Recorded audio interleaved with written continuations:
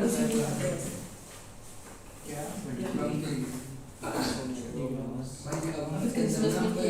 Experiment करेंगे कि जो चेंजिंग उसी को इलेक्ट्रॉन है और प्रोटॉन है।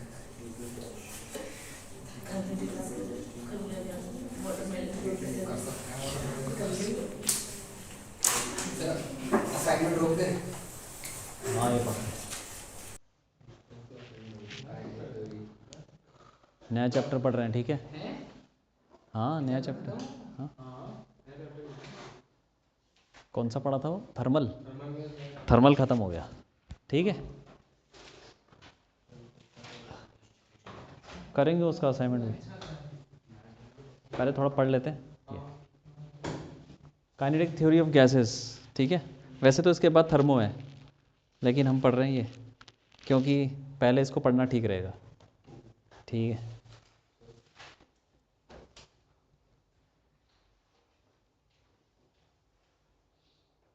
ठीक है, तो देखो इसमें क्या बोलते हैं कि जो भी गैस है, जैसे कमरे के अंदर जो गैस है उसके जो मॉलिक्यूल्स हैं, तुम्हें पता ना कैसे मूव कर रहे हैं, रैंडम कोलिजन हो रहा है। तो अगर हम इस कमरे का प्रेशर निकालना चाहते हैं तो क्या करेंगे? हाँ प्रेशर छोड़ो, अगर टेम्परेचर निकालना है या फिर उनकी स्पीड निकालनी है तो क्या करें? प्रेशर तो नापने के तरीके है ना, मेरे पता है। प्रेशर तो नाप सकते हैं, कैसे नापेंगे? अरे यहाँ का प्रेशर कैसे नापोगे? सर एक और रेफरेंस ले लेंगे। नहीं सर, यहाँ का प्रेशर सर हम PATM से माइनस कर देंगे सर, वो पी यहाँ पे प्रेशर नापना है, कैसे नापोगे बोलो? कैसे नापते प्रेशर? कोई तरीका है कमरे के अंदर प्रेशर नापने का? क्या बताओ ना फिर। यहाँ से मैंने ज़मीन से पॉइंट ले लिया, हाँ फिर वहाँ से अगर पॉइंट होगा उसी लेके जाके, मतलब हॉरिजॉन्टली तो प्रेशर सेम रहता है ना, तो फिर वहाँ पे देख क्या क्या क्या क्या दोबारा बोलो। सर हॉरिजॉन्टली प्रेशर तो सेम रहता ठीक है, तो हर पॉइंट पे जो प्रेशर होगा उन प्रेशर्स को ऐड करके टोटल उन प्रेशर को ऐड कर दो। नहीं नहीं, जो जैसे मैंने हर एक पॉइंट पे प्रेशर निकाल लिया, वही रूम का प्रेशर कैसे निकाला यार? PATM प्लस रोजीएस करके। PATM कहाँ है PATM? ये रूम में तो उसमें पूरा PATM है, फिर रोजीएस क्या लगा रहे हो? हाँ, क्या है? कैसे निकालते हैं प्रेशर? कैसे पता करते हैं प्रेशर का? कुछ पता है कि नहीं? बोलो कैसे निकालते हैं भाई? प्रेशर निकालना, मान लो यहीं का प्रेशर निकालना है, कितना प्रेशर है कमरे में, कैसे निकालोगे? तरीका बताओ। फ्लूइड पढ़ लिया क्या? फ्लूइड पढ़ लिया? अभी कुछ नहीं पढ़ा? क्या है बताओ? सर पास कर लोगे तो नहीं, हाँ तो चेंज का हो रहा है प्रेशर में। तरीका बताओ यार, पास कर लो उस कर लो, क्या लगा रहे हो? तरीका बताओ कि मैं ये करूँगा ऐसे प्रेशर आ जाएगा। सर बैरोमीटर के बस हो गया, बैरोमीटर लगाओ यार। बैरोमीटर नहीं पढ़ा था हमने? हाँ तो एटॉमिक प्रेशर बस नापने वाला नहीं, प्रेशर को नापने वाला। एटमॉस्फेरिक प्रेशर ना रहे, एटमॉस्फेयर है, यहाँ का प्रेशर ना रहे, बैरोमीटर रख दो। पता है ना बैरोमीटर कैसे काम करता है? बाल्टी ले ली मरकरी से भरी हुई, उसके अंदर एक टेस्ट ट्यूब में भी मरकरी भरा हुआ, उसके ऊपर से हाथ लगाया, बंद किया और उल्टा करके रख दिया, मतलब उसमें सर जैसे बाल्टी। यहाँ का हम TH भी तो निकाल देते हैं, प्रेशर ऑफ गेज। अब वो बात की बात है, प्रेशर तो निकल जाएगा ना बैरोमीटर से। हाँ प्रेशर निकल गया, ठीक है। चलो ठीक है, प्रेशर निकल, टेम्परेचर भी निकल जाएगा, हमें पता है टेम्परेचर के लिए थर्मामीटर है, ठीक है। इसके अंदर जो मॉलिक्यूल चल रहे हैं कि नहीं चल रहे? मॉलिक्यूल चल रहे हैं कमरे में या रुके हुए हैं? मॉलिक्यूल चल रहा है। चल रहे हैं ना। उनकी स्पीड क्या होगी? कितनी? कैसे निकालेंगे अब वो बताओ। हाँ कुछ तो स्पीड होगी ना उनकी, कैसे पता चलेगी स्पीड?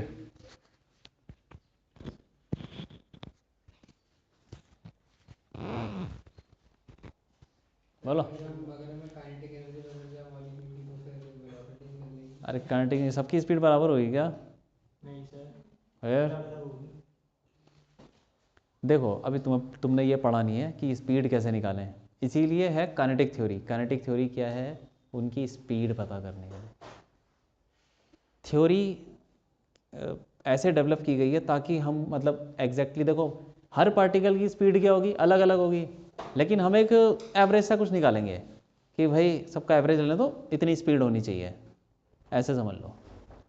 तो वही है काइनेटिक थ्योरी से हम क्या निकालेंगे? स्पीड, जो मॉलिक्यूल चल रहे हैं सब अलग अलग स्पीड होगी, थोड़ी किसी होगी 200, किसी की 250, हम एवरेज कर लेंगे, ठीक है कि नहीं। तो शुरू करते हैं। देखो मान लो यही कमरा है, इसको ऐसे मान लो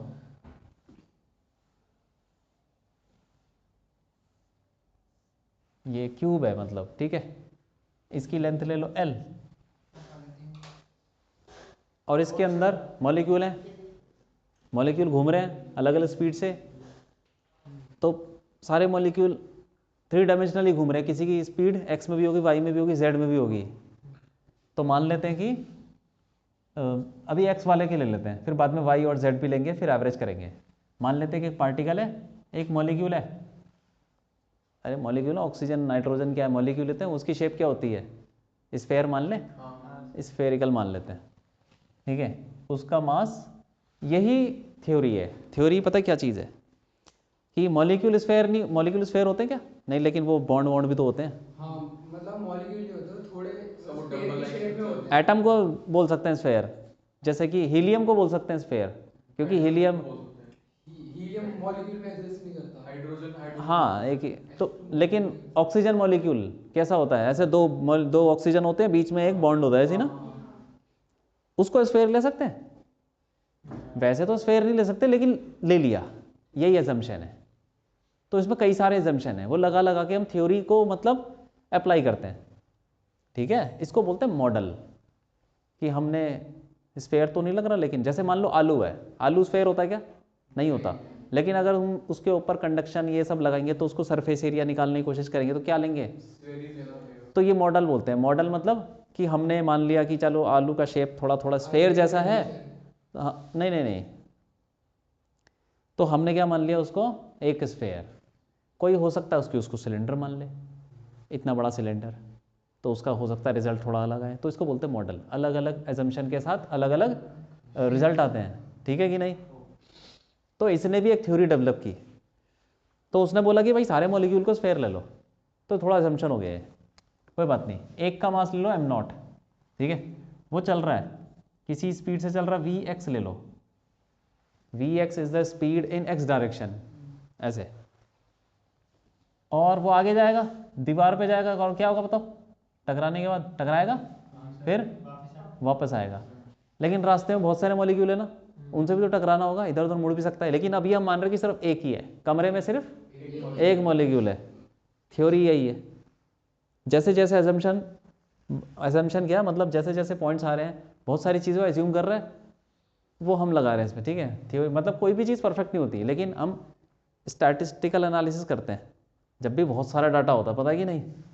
अगर तुम्हारे पास 1,00,000 डाटा है, तो उसका क्या करोगे तुम? डाटा के साथ उसका वो लगा मोड निकालोगे, वेरिएंस निकालोगे कि क्या चीज़ क्या हो रही है, एवरेज, ठीक है। वही कर रहे हैं यहाँ पे।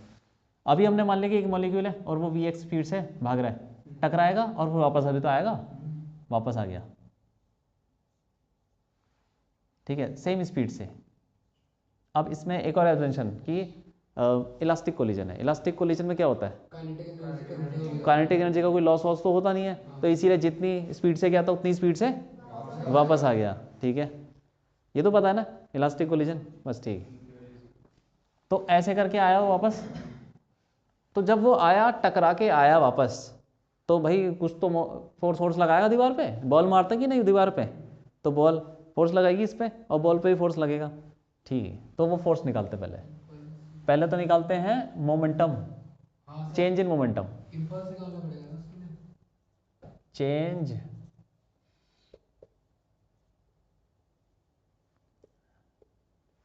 चेंज इन मोमेंटम कितना होगा? डेल्टा पी ले लो, चलो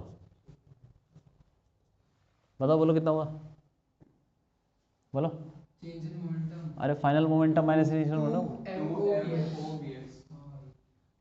ये देखो फाइनल इसका एरा, तो इसको गया मास इंटू वेलोसिटी, और डायरेक्शन भी होती है, मोमेंटम का वेक्टर होता है, तो इस तरफ को पॉजिटिव ले लो यार, ठीक है कोई बात नहीं, इस तरफ को पॉजिटिव ले लो, कोई फर्क नहीं पड़ रहा। Mass into velocity M nought into V X, ये हो गया मोमेंटम फाइनल, माइनस फिर minus initial momentum. Initial momentum देखो इसका ये रहा, और उसकी डायरेक्शन उधर है तो वो माइनस हो जाएगी, क्योंकि ये पॉजिटिव हमने इधर लिया है, minus M nought V X. ये हमने लॉज ऑफ मोशन में एग्जांपल भी था वो किया था ना, तो ये कितना आ जाएगा 2m नॉट, आगे चेंज इन मोमेंटम। अब फोर्स निकालते हैं, कितना फोर्स लगाएगा ये, फोर्स हो जाएगा F delta P upon delta T। क्यों, यही होगा ना rate of change in momentum. तो डेल्टा P तो पता है हमको, डेल्टा T क्या होगा, कौन सा टाइम, टाइम बताओ ना, कौन सा टाइम होगा। सर जहाँ से उसने स्टार्ट करा होगा नहीं सर, ये टाइम होगा एक फैक्टर हिट करने से थोड़ा सा पहले और हिट करने के बाद। सर दोनों के बीच जो गैप है, जो छोटा सा गैप है वो। कोई बात नहीं, तुमको मैं कुछ बताता हूँ। देखो ये मान लो कि फोर्स है, दीवार के ऊपर फोर्स लग रहा है, इसका ग्राफ बनाते हैं टाइम के साथ, ठीक है।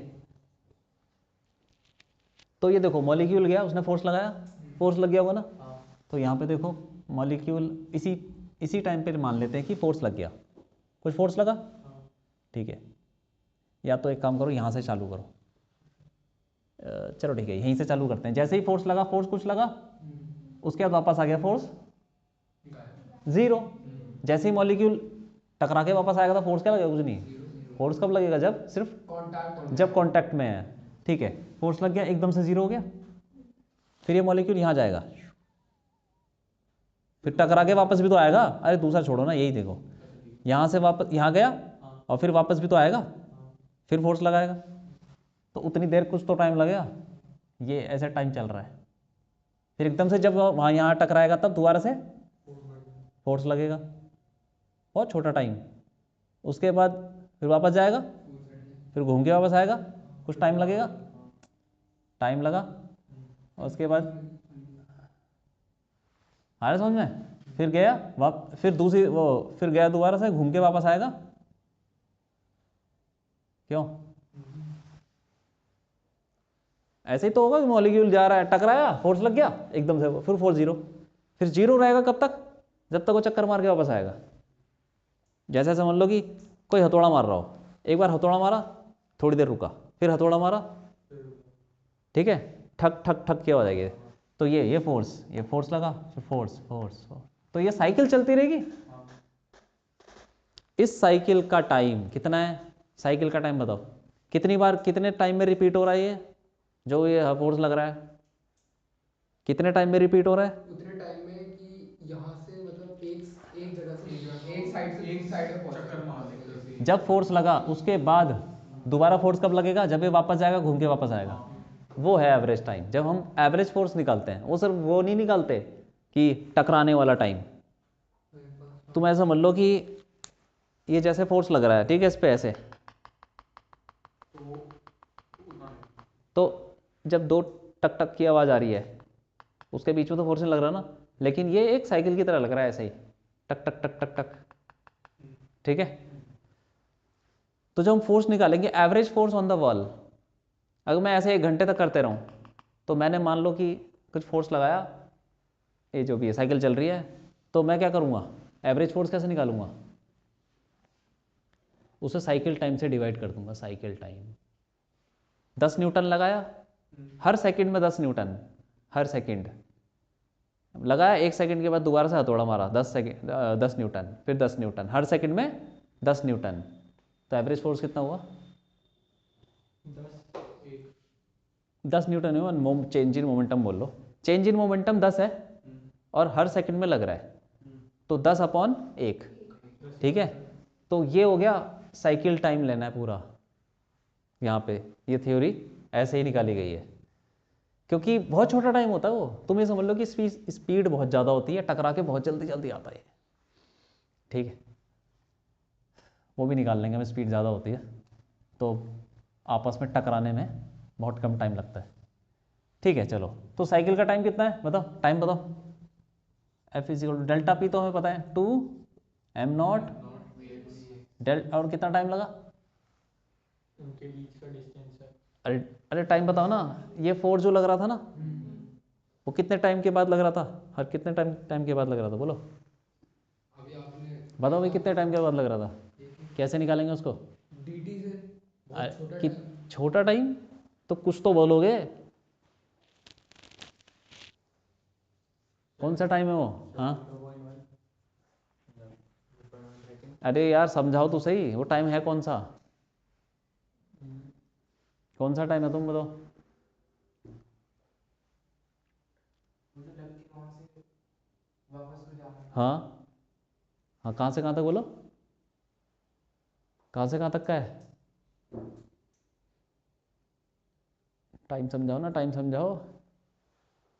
अरे यहाँ पे साइकिल टाइम तो नहीं है ना। हाँ हाँ तो साइकिल टाइम ये होगा ना, यहाँ से इस साइड से हाँ लगे हाँ उस साइड पे जो फिर दोबारा नहीं अरे यहाँ इस साइड पे लगा और वहाँ से जैसे ही फोर्स जीरो हुई वहाँ तक का टाइम। यहाँ से यहाँ पे टकराया, उसके बाद दोबारा टकराएगा ना थोड़ी देर बाद, तो वो थोड़ी देर बाद वो क्या कर रहा होगा? मॉलिक्यूल का क्या होगा? कहाँ जाएगा? क्या होगा? उस तरह चला जाएगा। यहाँ जाएगा फिर वहाँ से वापस आएगा। तो ये वाला टाइम ही तो है कि मॉलिक्यूल का यहाँ से लेके यहाँ तक जाने का, फिर वापस यहाँ से यहाँ तक आने का टाइम जो है, ठीक है कि नहीं? तो मॉलिक्यूल यहाँ गया फिर वापस आया, वो वाला टाइम। तो बताओ कैसे निकालेंगे? अब बताओ कैसे निकालेंगे? बोलो जल्दी बोलो। टाइम क्या होता है टाइम का? कोई फॉर्मूला वॉर्मूला पता है? पढ़ा कि नहीं पढ़ा? कुछ पढ़ा है? काइनेमेटिक्स पढ़ी है क्या? बताओ तुम बताओ कैसे निकालेंगे time? Sir L V L V distance upon time तो नहीं, distance L upon distance upon time, ऐसा डिस्टेंस अपॉन स्पीड, ऐसा कुछ फॉर्मूला पढ़ा है? हाँ सर यार तो बोल क्यों नहीं रहे? Time is distance upon speed. Distance कितना बताओ? डिस्टेंस कितना चला तुम बताओ? बताओ बताओ बताओ तुम बताओ, बोलो बोलो भाई। नहीं एक सेकंड जीरो डिस्टेंस जीरो और मैं डिस्प्लेसमेंट एल क्यों बोल रहे? 2L भाई यार, यहाँ से उधर गया एल चला फिर वापस भी तो आएगा अपॉन, और सेम स्पीड है क्योंकि इलास्टिक कोलिजन है, अपॉन स्पीड। ये हो गया टाइम, ये है टाइम। एवरेज एवरेज निकाल रहे हैं ड्यू टू वन मॉलिक्यूल, ठीक है? 2 कट गया, ये वी एक्स ऊपर चला जाएगा, कितना आएगा? एम नॉट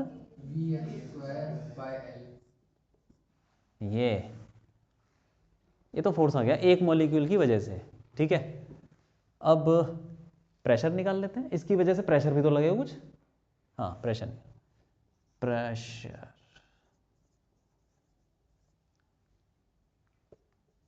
P, इसको F नॉट ले लो, एक मॉलिक्यूल की वजह से। हाँ F nought P nought is equal to क्या जाएगा? F nought upon area. Area कितना है बोलो जल्दी बोलो। हाँ जो दीवार पे लग रहा था, इस दीवार की बात कर रहे हैं ना, इसमें मॉलिक्यूल इस दीवार पे टकराया यहाँ पे कहीं, फिर वापस जाएगा, तो इसका एरिया क्या हो जाएगा? L²। तो F नॉट कितना है भाई? ये रहा M nought V X square upon, हाँ एल तो ये रहा फॉर्मूले में एफ नॉट वाला, और एरिया जो है L², तो L³ हो गया ये अपॉन L³, ठीक है? ये आ गया एक मॉलिक्यूल का की वजह से प्रेशर। अब इतने सारे मॉलिक्यूल हैं, वो बहुत सारे मॉलिक्यूल ऐड करो, तो टोटल प्रेशर को ले लेते हैं।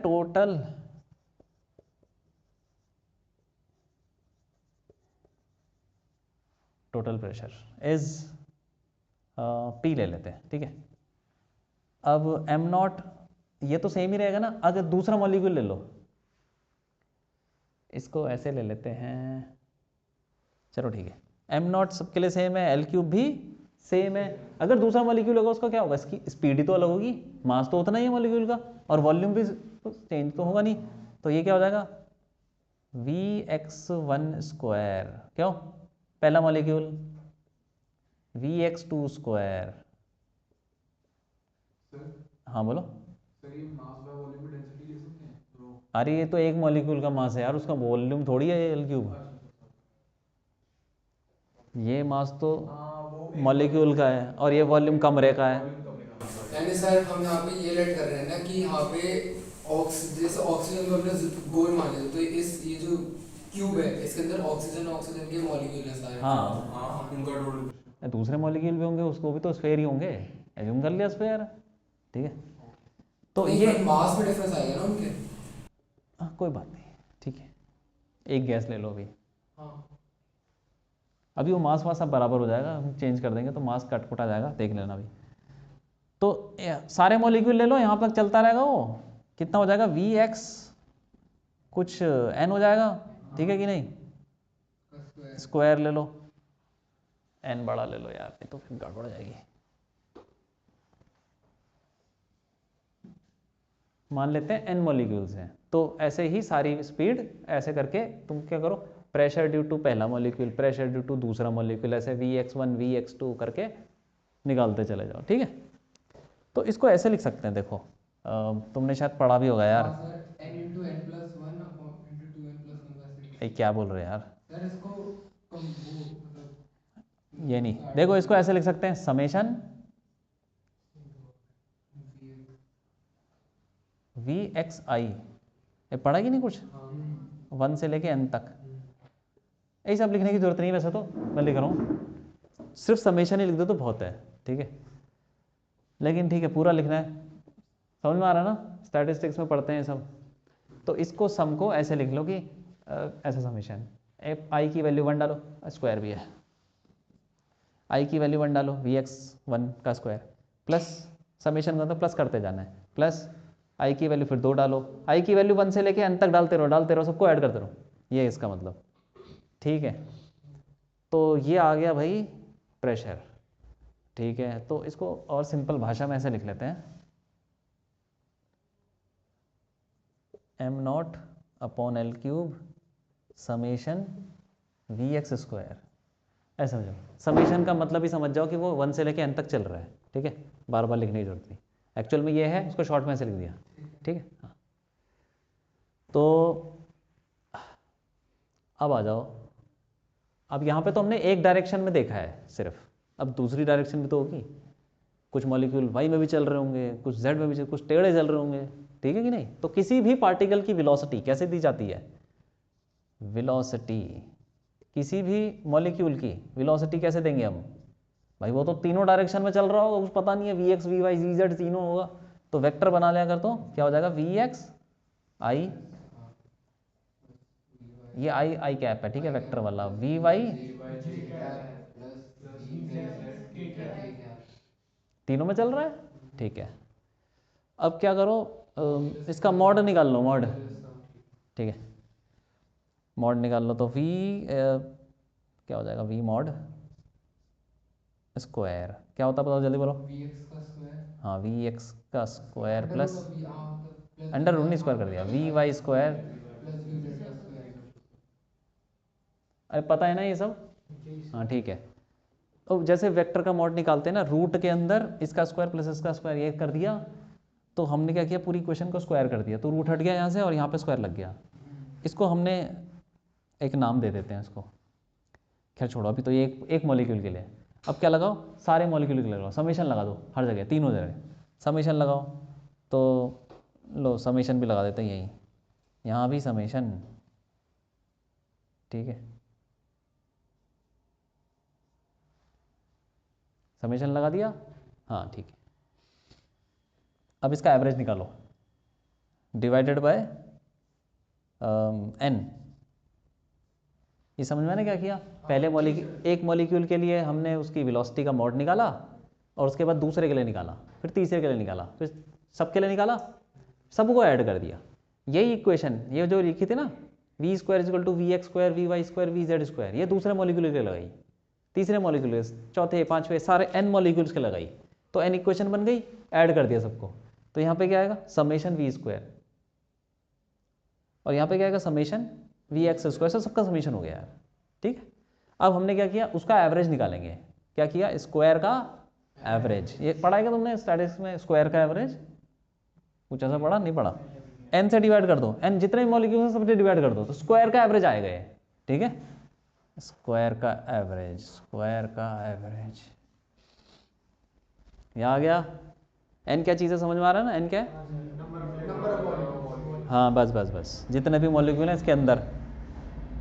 ये जो टर्म है इसको बोलते हैं रूट मीन स्क्वायर, याद रखना, रूट मीन स्क्वायर। ये जो वेलोसिटी आएगी इसको ऐसे लिख देते हैं, समेशन, इस पूरे को यार, इस पूरे टर्म को बोलते हैं वी रूट मीन स्क्वायर का स्क्वायर। मैं बताऊंगा क्या चीज़ है। इस पूरे को क्या लिखा है, वी आर एम एस का स्क्वायर, ठीक है। और ये क्या हो गया, ये तो नॉर्मल है जो भी है, summation V X square by N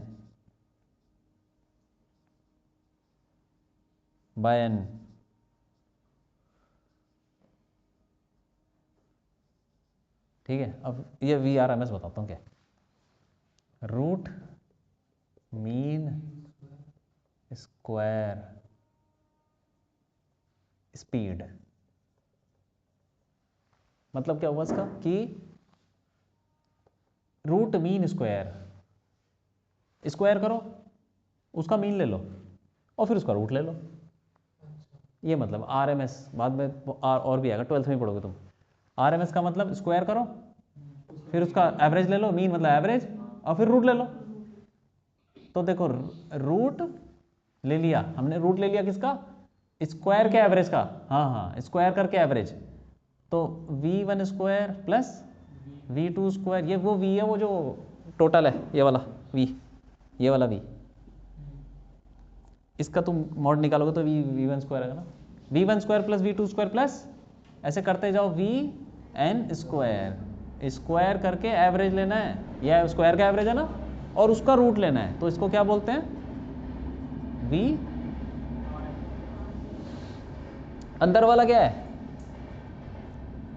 अंदर वाले को लिख सकते हैं समेशन v स्क्वायर, क्यों, अपॉन n। अब इसको स्क्वायर कर दो, V R M S square summation upon n। ये वही चीज़ है कि नहीं है, देखो रूट मीन स्क्वायर है क्या, कुछ नहीं है यार, एवरेज है किसका, स्क्वायर का, स्क्वायर करके एवरेज किया और रूट ले लिया। ये और भी जगह काम आएगा, बहुत जगह। हाँ बोलो।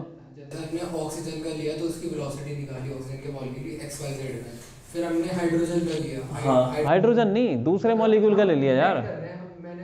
हमने अरे यार अरबों मॉलिक्यूल होंगे, एक का लिया दूसरे का लिया, निकाल लिया है ना। तो अब यहाँ पे जो V होगा वो ऑक्सीजन और हाइड्रोजन, ऑक्सीजन और कोई X मॉलिक्यूल है उसका ऐड होगा। अरे दूसरा ऑक्सीजन भी तो हो सकता है। मैं आपसे कह रहा हूँ दो अलग ऑक्सीजन, दो अलग मॉलिक्यूल, अलग अलग क्यों ले रहे हो, एक ले लो ना, एक ले लूँ, क्या फर्क पड़ रहा है, एक गैस ले लो, एक गैस, वो थ्योरी सब पे लग जाती है, फिर मिक्स भी होगा तो हो जाएगा काम। एक ही गैस ले लो ना, एक ही गैस ले लो। किस में पुट करना है, मतलब जैसे कि ऑक्सीजन, दो ऑक्सीजन के मॉलिक्यूल हैं, हाँ पहले एक ऑक्सीजन के मॉलिक्यूल के लिए ये इक्वेशन लिखी, ये वाली स्क्वायर करके लिख दी, फिर दूसरे मॉलिक्यूल के लिए लिखो और 1 2 3 लिखते जाओ बस, यहाँ पे Vx1 Vx2 लिखते जाओ, और क्या करना है, समझ में नहीं आया क्या। अरे यार एक मॉलिक्यूल के लिए लिखो v1 square is equal to Vx1 square plus Vy1 square, ये लिख सकते हैं कि नहीं। दूसरे के लिए लिखो तो ऐसे 1 2 3 डालते जाओ, तो बस। अच्छा ये करना है, ठीक है। ऐसे लिख लो 100 150 जितने भी मॉलिक्यूल हैं सबके लिए लिखते जाओ और सब ऐड करते जाओ, ये वाला ऐड हो जाएंगे, ये वाले भी ऐड होते जाएंगे, तो समेशन ही तो लग जाएगा सब में, फिर उनका मीन निकाल देना है, मतलब और उसके बाद उसको एवरेज कर देना है। हाँ और इस टर्म को बोलते हैं रूट मीन स्क्वायर, सही है कि नहीं, हाँ रूट मीन स्क्वायर। अब ये आर एम एस स्क्वायर ये हो गया, ठीक है। अब ये क्या चीज़ है, एक्स डायरेक्शन में रूट मीन स्क्वायर ऐसे बोल सकते हैं, वाई डायरेक्शन में root mean square, Z direction में। तो एक बार बताओ कि अगर हम ये है क्या, एवरेज ही तो है, एक्स डायरेक्शन में जो एवरेज निकालेंगे वाई डायरेक्शन में एवरेज निकालेंगे, वो दोनों अलग होंगे क्या, नहीं सर, सेम होंगे। सेम होंगे। एक बार बता, तुम ये सोचो कि इस दीवार पे कुछ मॉलिक्यूल टकरा रहे हैं, ऊपर भी तो टकरा रहे होंगे, वो दोनों अलग होंगे कि सेम होंगे? और नीचे भी टकरा रहे होंगे, इधर भी टकरा रहे होंगे। पर यूनिट टाइम एवरेज देखा जाए सेम ही होंगे ना। मैं इतना सा एरिया ले लूँ यहाँ पे, एक कुछ 10 सेंटीमीटर स्क्वायर का, कुछ 100 मॉलिक्यूल टकरा रहे हैं, यहाँ पे लूँगा उतना ही बड़ा एरिया, तो उतने मॉलिक्यूल टकरा रहे होंगे। अलग होने का क्या रीज़न है? कुछ रीज़न है ही नहीं। ड्यू टू सिमेट्री तीनों डायरेक्शन में क्या होगा?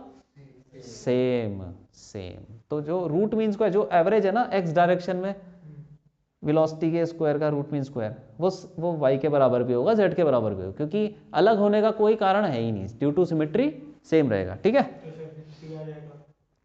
तो इसको हम बोलेंगे कि ड्यू टू सिमेट्री, ये जो है ये तीनों बराबर है भाई।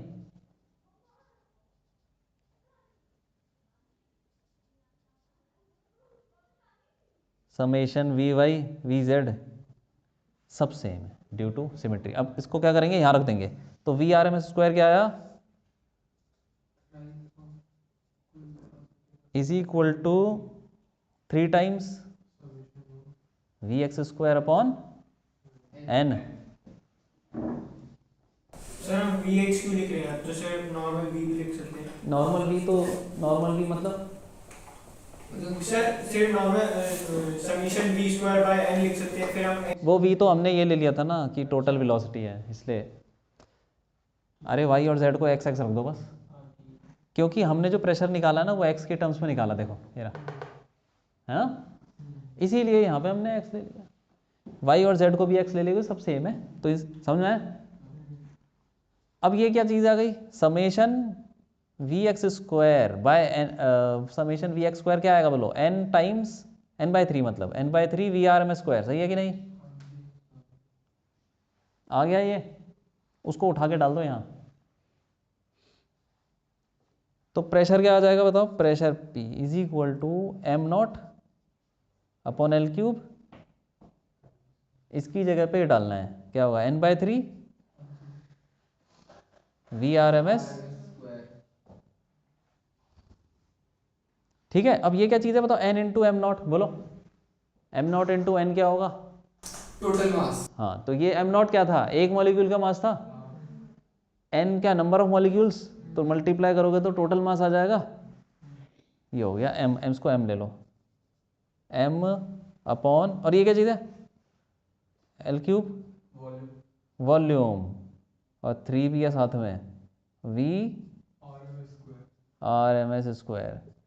ये देखो एल क्यूब वॉल्यूम है ना कमरे का, तो मास अपॉन वॉल्यूम क्या होता है? डेंसिटी। अब लिख सकते हो डेंसिटी, क्योंकि ये मास टोटल हो गया ना गैस का। हाँ, तो प्रेशर क्या आ जाएगा? Density V R M S square upon, हो गया काम। तो वी आर एम एस आ गया। तो ऐसे निकलती है velocity. V R M S क्या आ जाएगी? रूट 3 पी अपॉन, सही है कि नहीं? 3 को उधर ले गए, रो को नीचे लेकर रूट ले लिया, V R M S speed आ गई। ये डेरिवेशन है, ठीक है। अब देखो एक और चीज़, आइडियल गैस इक्वेशन पढ़ी है? P V is equal to N R T. N को क्या लिख सकते हैं? मास, नंबर मोल्स होता है, पता है कि नहीं? ये मास अपॉन मोलर मास, और वॉल्यूम को नीचे ले जाओ तो P is equal to mass upon volume molar mass R T लिख सकते हैं। मास अपॉन वॉल्यूम क्या होगा? अरे भैया, rho R T upon P is equal to rho R T upon M हो गया। और P बाय रो क्या होगा? P by rho R T upon M. तो यहाँ पे रख सकते हैं आप P बाय रो की वैल्यू क्या हो जाएगी? 3।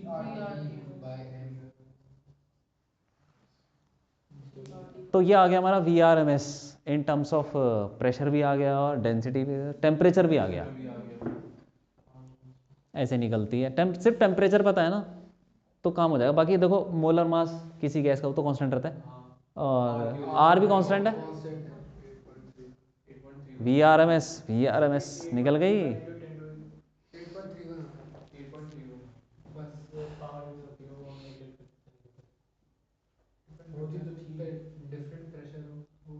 रूट मीन स्क्वायर लिख डालो, अब सब लिख डालो चलो।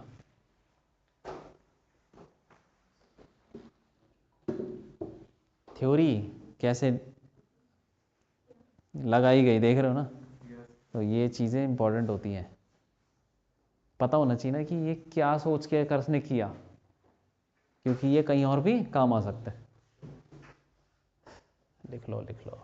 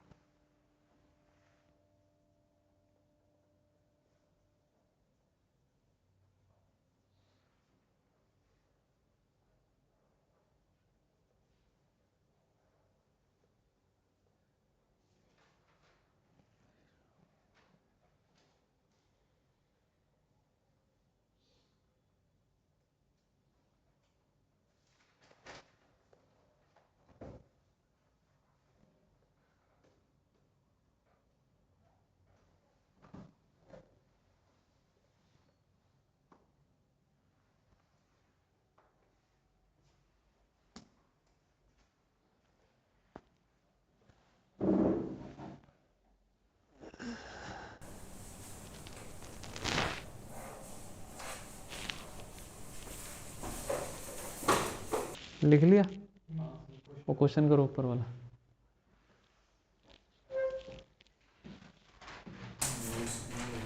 क्वेश्चन करो क्वेश्चन। सर अभी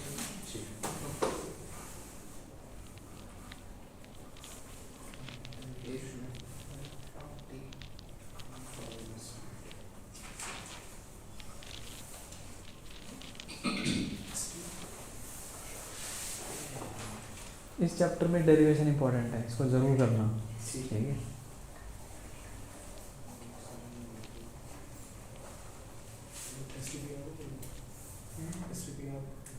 सर यहाँ पे जो टेम्परेचर होगा वो केल्विन में लेना है या फिर सेल्सियस में लेना है? यहाँ पे जो देखो, जहाँ पे भी टेम्परेचर, तुम बताओ यार आइडियल गैस में क्या लेते हैं, क्या क्वेश्चन? केल्विन में लेते हैं। तो बस तो उसमें स्टैंडर्ड टेम्परेचर प्रेशर में जो टेम्परेचर वो 298 लेना होगा ना। कितना होता है standard? Standard temperature 25 degree Celsius तो होता है। 25 होता है? हाँ 25 होता है। अच्छा हाँ ठीक है। 298 ना। स्टैंडर्ड जीरो नहीं होता क्या? सर वन बार कितना होता है प्रेशर? प्रेशर क्या लिखा? सर वन बार होता है उसमें स्टैंडर्ड प्रेशर। स्टैंडर्ड क्या होता है? 0 डिग्री। और नॉर्मल टेम्परेचर क्या होता है? टेम्परेचर तो नॉर्मल यहाँ पे स्टैंडर्ड 25 रूम टेम्परेचर ही लेंगे ना। 25 into 90। नॉर्मल टेम्परेचर क्या होता है? 24।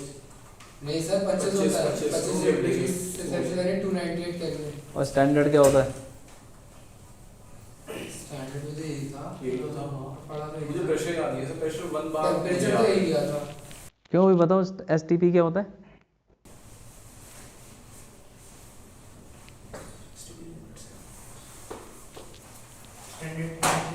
हाँ तो क्या होता है, कितना होता है?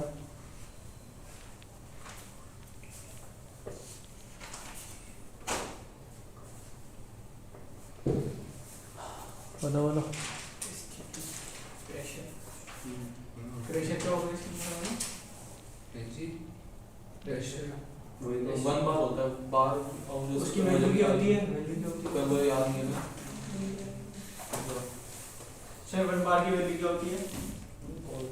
10 की पावर 5। 10 की पावर 5। 10 की पावर 5।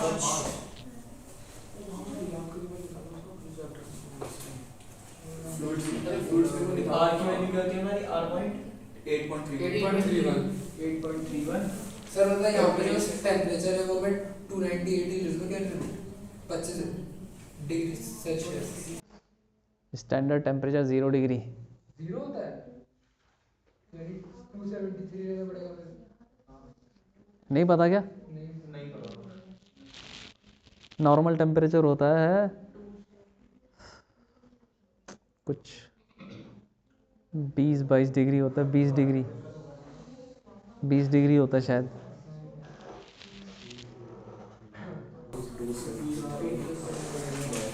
20 डिग्री। टेम्परेचर क्या होगा हमारा? 0 डिग्री सेल्सियस यानी 273 270 मोलर मास तो 2 लेंगे ना, हाइड्रोजन का मॉलिक्यूल लेंगे।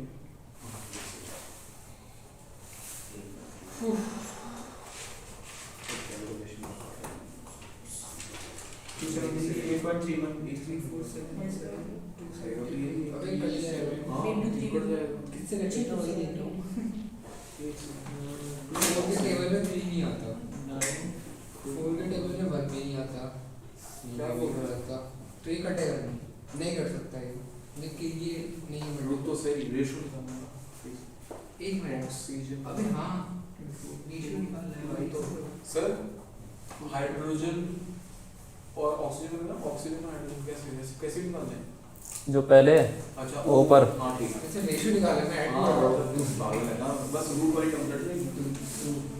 ये होगा हाइड्रोजन का VRMS ऑफ ऑक्सीजन अरे फॉर्मूला लगाना है यार, कुछ नहीं करना, फॉर्मूला पड़ लगाओ। जाएगा 16/2/16 आना है। 16 लेंगे। हाँ ठीक है। वो दोनों चीजें कट जाएंगी।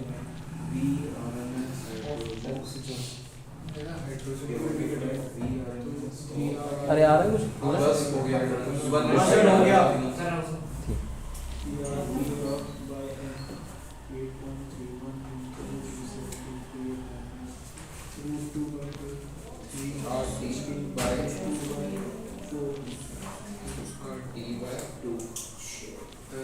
सर रूट 2/4 आता है रेशो, सही है? रूट 2/4 हाँ सर। कैसे? सर हमारा 3 RTM तो सर कट जाएगा।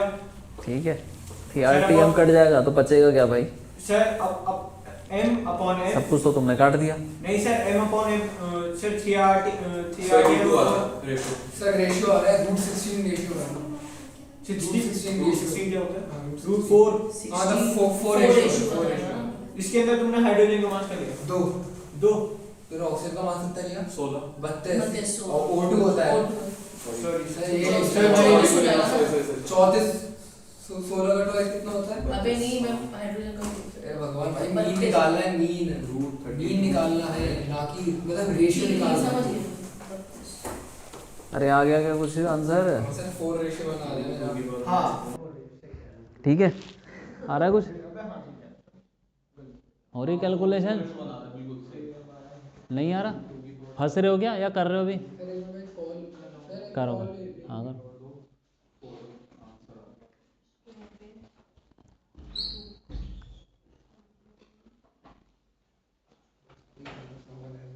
अब निकालो, हो गया क्या क्वेश्चन? हाँ अब निकालो, एक और निकालो, स्पीड ऑफ नाइट्रोजन मॉलिक्यूल। ठीक है, एक और क्वेश्चन।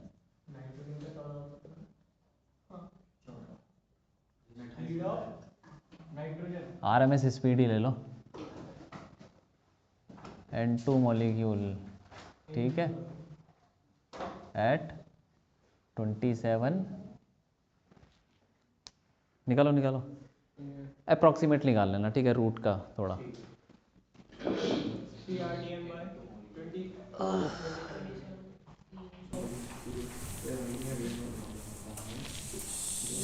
सर हम टेम्परेचर केल्विन में लेंगे अब। तुम बताओ किस पे लेते हैं?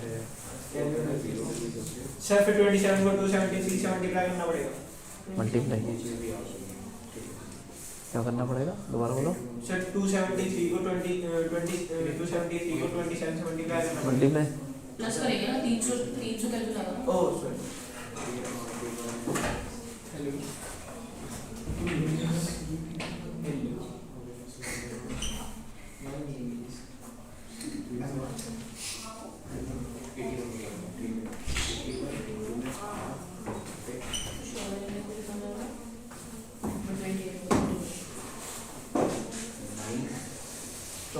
निकालो, अप्रॉक्सीमेट निकालो, अप्रॉक्सीमेट।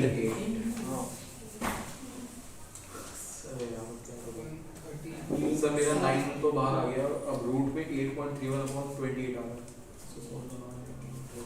रूट भी क्या है तेरा? रूट में देख 81 आ रहा था, तो 81 को तो रूट के बाद आएगा अभी- 9 हो जाएगा, और रूट में आ रहा 8.31/28। हाँ तो यही आ रहा है, बाहर क्या है? बाहर 9 है, भाई 9 भाई 90 आ रहा है बाहर। 90 तो कैसे आ भी जाएगा कैसा भाई? 30 आएगा बाहर। भाई कैसे? भाई अबे। तो हाँ सही 30 आ रहा 30 है। आएगा बाहर। कैसे आएगा भाई? तूने क्या अंदर क्या लगा था? 81 कैसा आया तेरा? बताओ 15 3 into 27 कितना होता है? 3 into 27 क्यों कर रहा है? कौन सा फॉर्मूला सुनिए है? अपना 5 into 5 27 से में कैलकुलेट ना करेगा। बेटा वो 5 into 5 n यानी into 5 सर सर मेरा आ रहा है 15 रूट 8.31 बाय रूट 7, मतलब ये फिर अप्रोक्सीमेशन रूट 8 बाय रूट 7 इसमें काट देगा इसको। भाई कर लिया। 8.31 डिवाइड बाय 7 7 क्यों करेगा? अरे रुक जाना अबे सही तो है ये तो ना। 1.18 अब 1.18 यानी 1.2 1. कितनी आ रही है बताओ, कितनी आ रही है ऐसा स्पीड बताओ। सर बता रहा हूँ 1.2 यानी 1 ये 10 ऐसा हो जाएगा याद रहेगा आपका 30.31 by 28 भाई तेरा ये 30 का 15 कैसे आ गया? अबे 28 को जोड़ ले ले। 8.31 by 28 पेड़ बना लेना सीधे। दो बार आ जाएगा, दो 30 कट के 15 2 बाहर आ जाएगा बचेगा 8.13 31 सॉरी 3 होगा 31 होगा। आइए सर या सर 15 into 15 रूट 8.31 मुझे टेंपरेचर दे रूट के अंदर क्या है? 8.31/7 8.31/7 का सारा 28 होगा ना। अबे भाई 28 सर इसका आंसर आएगा 16.2 अप्रोक्सीमेटली 16.2 आएगा मतलब 16 मीटर पर सेकेंड है, हाँ इतनी स्पीड है। हाँ ये आए नाइट्रोजन मॉलिक्यूल की 27 डिग्री सेल्सियस पे ये है तेरा 16.31। हाँ, पहला हो गया क्वेश्चन, पहला वाला हो गया। अच्छा हाँ सही है। नहीं हुआ। इसको क्या किया तेरा पेपर में कैसे आएगा? हां पहले वाला। अरे हो गया क्या? आरटी आरटी तो कट जाएंगे बचेगा मान लो 2 by D R M S formula लगाना है, कुछ नहीं करना। 8.31 डी आर एम एस किसका पहले हाइड्रोजन रूट 50 इसको सॉल्व करने के बाद आएगा मेरा 16.2 रूट क्या होगा इसका? अबे इसको अबे इसको टेम्परेचर इसको क्या देगा देगा। पहले? इसको इसका 1.2 मतलब मत क्या होता है? 2 इसको 78 अच्छा ठीक है, एक सेकंड। री आर टी ऑक्सीजन का कितना होता है? 32। ये कट गया क्या 16? सेल जरा एक बट 16 ठीक है 4:1। तुम क्या कर रहे थे? वैल्यू डाल रहे थे? ये सोचो ना, रेशियो निकालना है तो कटेगा कि नहीं? से उस रेशियो निकाल के कटेगा नहीं तू भी तो यही कर रहा है क्या तू कौन सा भाई फिर आप हाथ क्यों चला रहे हो? हाँ वीडियो में मार सकता हूं ठीक है, हां जी चलो बहुत है आज के लिए। और ये सेकंड क्वेश्चन कर लेना इसको। हाँ तो ये गलत है तुम्हारा, सबका गलत है। नहीं सर सही है सर सही है घर जाके दोबारा करना, थोड़ा दिमाग लगाइए करना, ठीक है? दोबारा करना दोबारा। जी बता दो सर नहीं नहीं नहीं नहीं, अभी नहीं अभी नहीं अभी नहीं, नहीं नहीं नहीं नहीं नहीं, मेरी अप्रोच तो सही है मैंने इसका इस्तेमाल करा दोबारा सोचो दोबारा सोचो। नहीं मैं ये पूछ रहा हूं हाँ। मैंने इसका इस्तेमाल करा 1 मिनट एसटीपी पे आर में वैल्यू अभी बाकी तुम सोचो, अभी नहीं बताऊंगा मैं, थोड़ा दिमाग लगाओ। सर हाँ बोलो। हमने आर की वैल्यू ये क्यों ली है वो कल बताऊंगा, परसों। क्या पहले तुम सोचोगे नहीं सोचोगे या सीधा ही? सर जी बता दो सर तुम सोचोगे कि नहीं? सर जी एक चीज बता दो क्या? नहीं एक चीज़ नहीं, अब कुछ नहीं बताऊंगा, कुछ नहीं बताऊंगा। सर टेम्परेचर मैंने 300 केल्विन लिया आर की वैल्यू मैंने 8.31 ली ये लिया और डिनोमिनेटर में मैंने 28 लिया क्योंकि 2 है n2 के ऊपर दोबारा सोचो। आइडियल गैस इक्वेशन जब लगाते हैं कैसे लगाते हैं पहले वो सीख लो, ठीक है? उसको ढंग से सीखो। सर जी हमारे तो ये भी डिलीटेड था ये आइडियल गैस इक्वेशन इसलिए है ही नहीं क्या कोर्स में? नहीं पढ़ा? आइडियल गैस हट गई थी ना हाँ स्टेट ऑफ मैटर में था यार हट गया कोई बात नहीं, फिर भी तुम इस फॉर्मूले को ध्यान से देखो, तुमने कुछ गलती की है उसको पकड़ना, ठीक है? और सही आंसर निकालना। 8.31 की वैल्यू चेंज हो रही है क्या? वो हाँ ये हो सकता है ये तो मुझे भी लग रहा है ऐसा नहीं लग रहा। भाई आपकी तो लगने की क्षमता बनता ही अलग है, आप तो कुछ भी एज्यूम कर लेते हो। लेकिन फिर भी भाई पहुंच जाता हूँ थैंक यू सर। ठीक है भाई।